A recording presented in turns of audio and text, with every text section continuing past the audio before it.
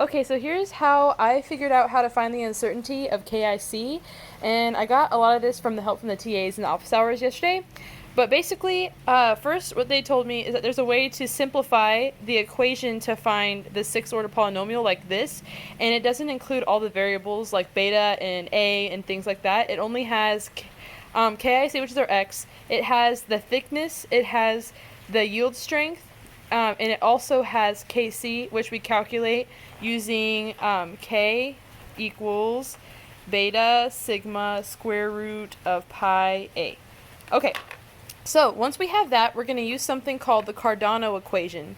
So Cardano equation is used to solve for cubic polynomials that are in this form. So y cubed py plus q.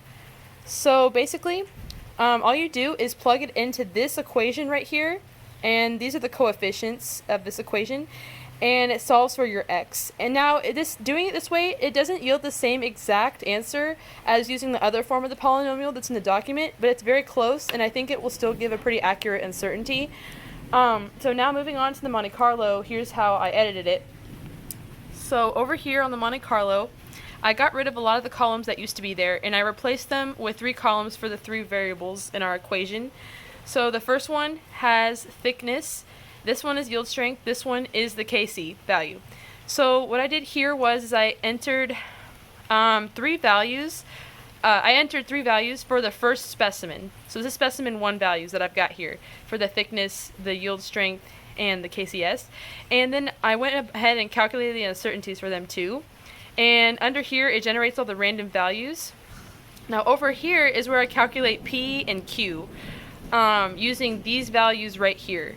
So, and just to refresh your memory, this is how you calculate. So P right here is just this part right here, and then Q is just this part right here. So I calculated those in those 2 cells, and then over here, I basically just plugged in the Cardano equation, and then lastly, where it says slope, don't pay attention to that, I just took the square root of that just to get KIC.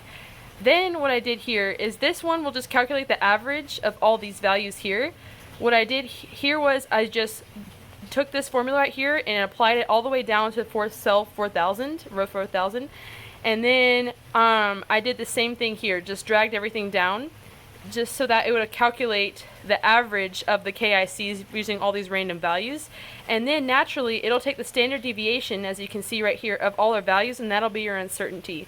So that's one way you can do it. Hopefully that works, and let me know if you have a question about it.